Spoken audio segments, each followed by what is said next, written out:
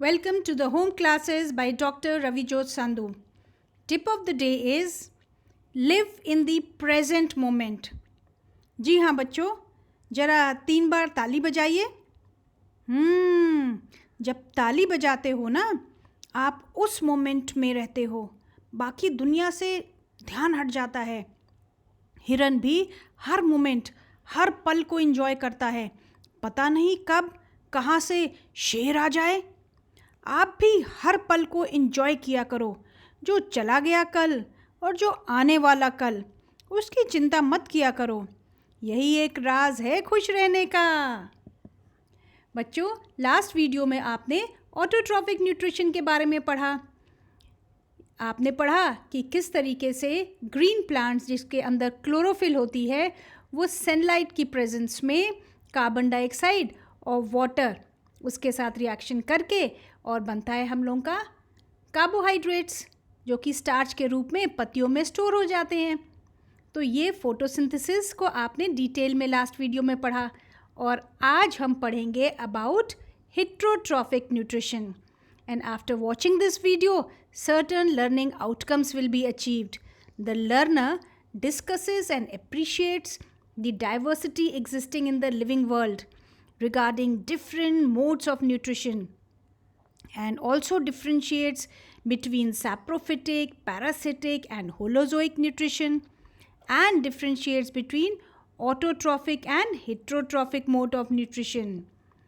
Children, इस दुनिया में आपको पता है कि बहुत तरह तरह के देखिए जीव जंतु रहते हैं, बहुत ही हार्मनी में रहते हैं आपस में। आपने कभी सोचा है कि ये क्या खाते होंगे? So let us appreciate the diversity existing in the living world, and let us also discuss about the different modes of nutrition. अब ये जो डिफरेंट एनिमल्स हैं ना, इनको हम लोग ग्रुपिंग करते हैं इनकी according to the mode and manner in which they acquire nutrition. अब ये बर्डी कह रही है कि ये सारे जीव जंतु क्या खाते हैं and where do they get their nutrition from. चलिए पता लगाते हैं। बच्चों, आपने कभी किचन में अपनी देखा है कि गलती से अगर कोई ब्रेड पुरानी सी हो जाए और काफ़ी दिन तक रखी रह जाए तो उसके ऊपर ऐसे हरे हरे से धब्बे आ जाते हैं? तो ये हरे धब्बे पता है क्या है? इनको कहते हैं ब्रेड मोल्ड। हाँ, ये थ्रेड लाइक स्ट्रक्चर्स हैं। और ये जो हाइफे है ना ब्रेड मोल्ड के, राइजोपस, इसके बारे में आप आगे डिटेल में पढ़ेंगे रिप्रोडक्शन के चैप्टर में। तो ये जो फंजाई है, ये सीक्रीट करती है digestive juices on the dead and decaying matter, और फिर उसको एब्जॉर्ब करती है उसमें से सारे न्यूट्रिएंट्स। और ऐसा ही कुछ ये मशरूम्स भी करते हैं। तो ये जो है, जो डेड और डिकेइंग मैटर पे डिपेंड करते हैं,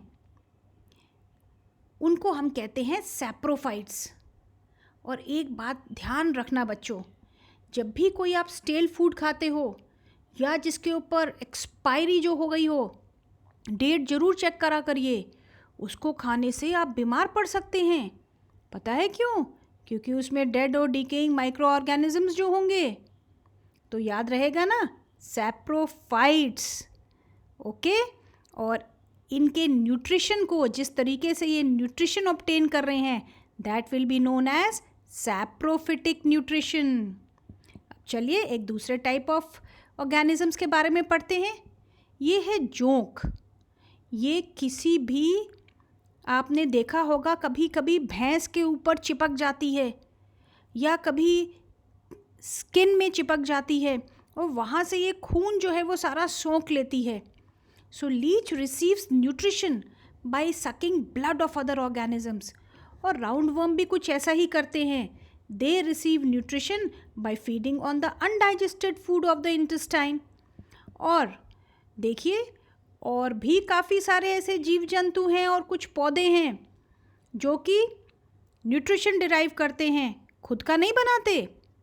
वो दूसरों से न्यूट्रिशन डिराइव कर रहे हैं, लेकिन हाँ, बस उनको मारते नहीं हैं, लेकिन नुकसान पूरा पहुंचाते हैं। अब देखिए, ये कस्क्यूटा के बारे में आपने 7th में पढ़ा था। ये जो कस्क्यूटा है, इसमें क्लोरोफिल नहीं होता। अब क्योंकि उसमें क्लोरोफिल नहीं होता, तो वो जो है रेडीमेड फूड जो है जिस प्लांट पे भी क्लाइंब कर जाता है उससे सौंक लेता है. And the plant on which it climbs is called a host. And since it deprives the host of valuable nutrients, वो सारे जो न्यूट्रिएंट्स हैं होस्ट के वो ख़त्म कर देता है, इसीलिए उसको कहते हैं पैरासाइट. अमर बेल याद रखिएगा. और देखिए कई बार बच्चों के सिरों में जुएं हो जाती हैं. वो जुएं भी हमारी स्किन से ब्लड को सोख लेती हैं, तो वो भी पैरासाइट हो गई. इसी तरीके से टिक होते हैं. राउंड वर्म के बारे में हम चर्चा कर चुके हैं. और टेप वर्म भी कुछ इसी तरीके से नुकसान पहुंचाते हैं, होस्ट के ऊपर टोटली डिपेंडेंट. सो ये हो गए पैरासाइट्स. तो अब हमने 2 क्लासेस ऑफ न्यूट्रिशन पढ़ लिया. Number 1 is saprophytic nutrition. सैप्रो means rotten and the other is parasitic nutrition. So we can just summarize the points. Number 1, it says that saprophytes obtain food from decaying matter, and these organisms, they break down the food matter outside the body and then they absorb it. और ये हो गया parasitic के बारे में कि they absorb nutrition from another living organism. Plant भी हो सकता है और एनिमल भी, but yes without killing them, thank God. And third type of nutrition is holozoic nutrition.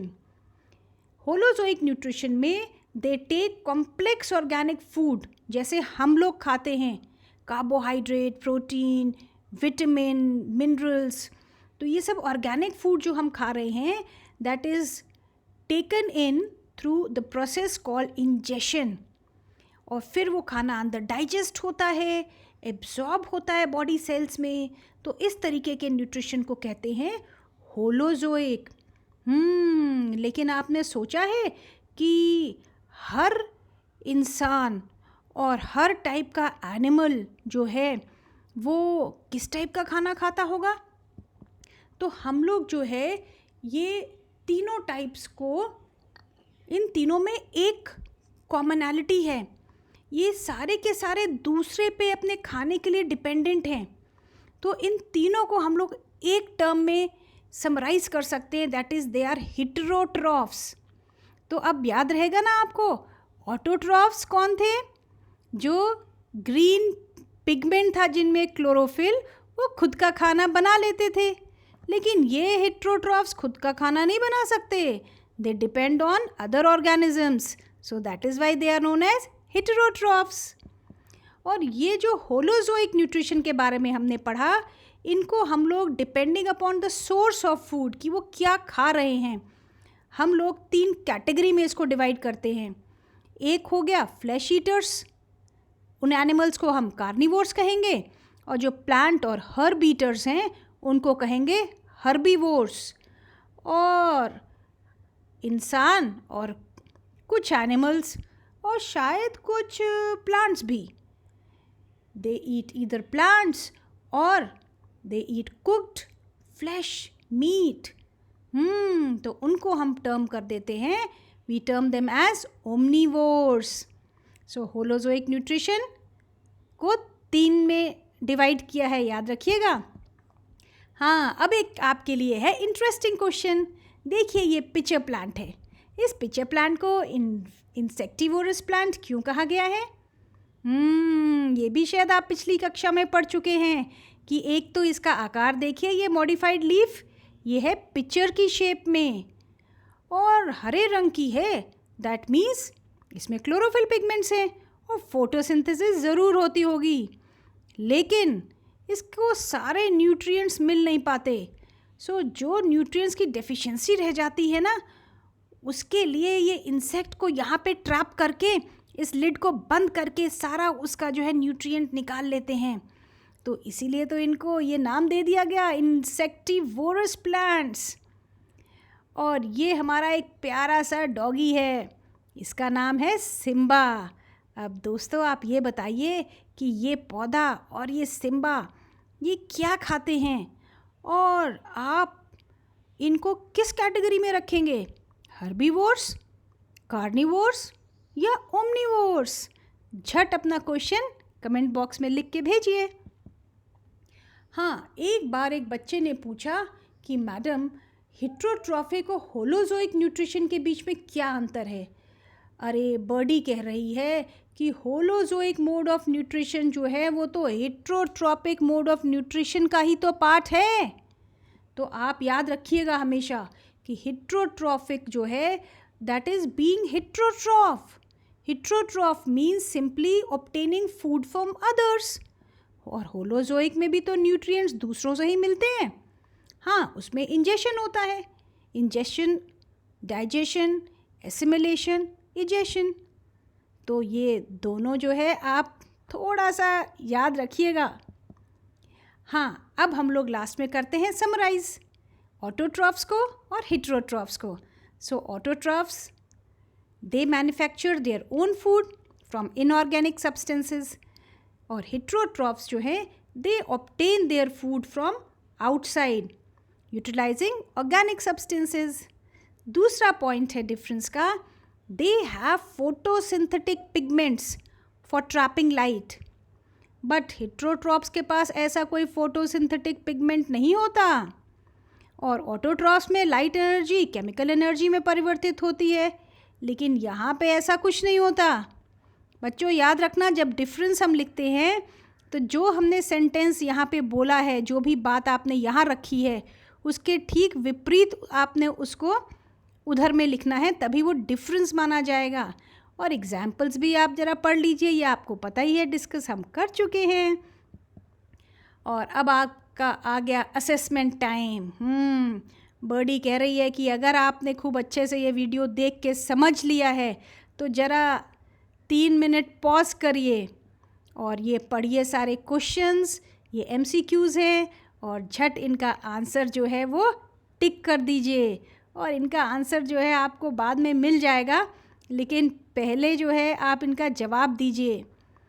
और लास्ट में एक बड़ा इंटरेस्टिंग आपके लिए हम होम टास्क लेकर आए हैं।